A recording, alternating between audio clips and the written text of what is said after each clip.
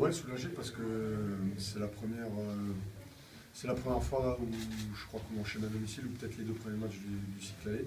Mais c'est surtout la première fois qu'on prend 5 points d'avance sur le premier relégable.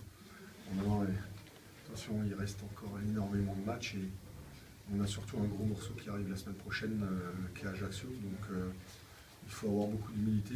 Colmar a fait un super résultat là-bas, mais le résultat de Colmar, à mon avis, va leur faire sortir les crocs 2 fois plus et ils vont venir à la Méno avec énormément de volonté et d'ambition. Donc ça va être dur la semaine prochaine. Et puis, on a l'impression que c'est le jour et la nuit, tout ce qu'on a vu ce soir, et il y a encore même un mois et demi. Mais c'est plus la même équipe non plus. Donc je suis toujours un peu aigri, un peu surpris que les gens, vous-même, vous soyez aussi sévères, parce que l'équipe a simplement changé et tout le monde nous demandait de faire confiance aux joueurs qui nous ont monté 2 années de suite. Il n'y a pas beaucoup de clubs qui l'auraient fait. Nous, on l'a fait aussi que l'aller, on a assumé, mais on était bien seuls.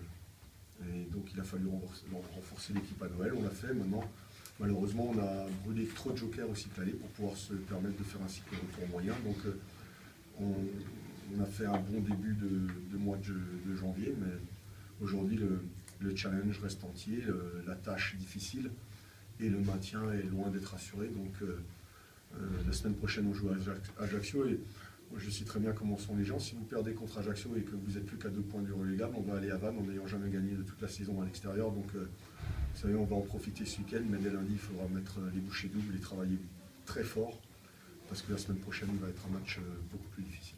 On sent quand même, peut-être bonne raison d'être un petit peu plus serein quand même. Ouais, non, mais moi, attendez, je veux dire, j'étais pas pessimiste et inquiet aussi que l'aller parce que je savais qu'il y aurait le mercato et je savais qu'il y avait le cycle retour, mais il a fallu que je remonte le moral à tout le monde. Et de la même manière, aujourd'hui, il faut que je calme tout le monde parce qu'on est loin d'être maintenu, il reste encore énormément de travail. Et vos commentaires me laissent toujours un peu, je suis un peu triste et déçu pour les joueurs qui n'ont pas joué aujourd'hui et qui ont joué tout le cycle aller parce que votre constat est sévère pour eux. Ton opinion sur la rentrée d'Alexandre Mendy qui obtient le pénalty ce soir ? C'est bien, non, mais tous les joueurs sont, ceux qui n'étaient pas présents non plus, mais il y a tout le monde, il y a une émulation actuellement. C'est toujours plus facile quand vous vous inscrivez dans une bonne spirale. Ceux qui sont dans l'équipe veulent absolument y rester, gagner, en espérant la semaine d'après y être encore. Maintenant, c'est bien, c'est positif, mais il reste encore énormément de boulot à faire. Puis le Racing a enfin trouvé son 2e attaquant avec Sébastien Rivas. Je tiens à féliciter le président, et pas parce que c'est mon frère, mais il y a énormément, j'étais au DEPF, j'ai mis quelques collègues à moi dans la confidence, des entraîneurs du niveau au-dessus que j'allais recruter ce joueur-là, et tout le monde me disait que c'était un joueur qu'il voulait, mais qu'on n'arrivera pas à le faire parce qu'au niveau administratif, c'était très compliqué. Mais voilà, quand tu as des gens compétents qui sont au club, l'impossible devient possible, et en tout cas, on est content qu'ils nous rejoignent parce que depuis 2 ou 3 jours, je l'avais eu au téléphone cette semaine assez longuement, dans ma chambre à Clairefontaine, et le feeling était très bien passé au téléphone, suffisamment pour qu'il ait envie de venir nous rejoindre alors qu'il avait des clubs plus huppés au dernier moment qui se sont engouffrés.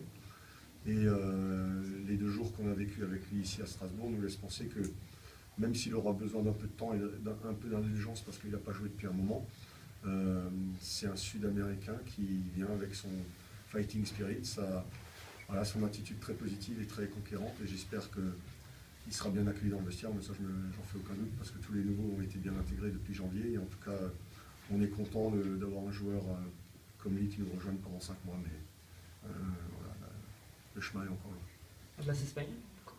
Non, pas du tout, mais c'est bien, il parle français, sinon il ne serait pas venu. François, sur le match, Goliath était absent, il y a eu pas mal de contrariétés, ça a beaucoup changé par rapport à la semaine dernière. Comment ça s'est passé justement cette préparation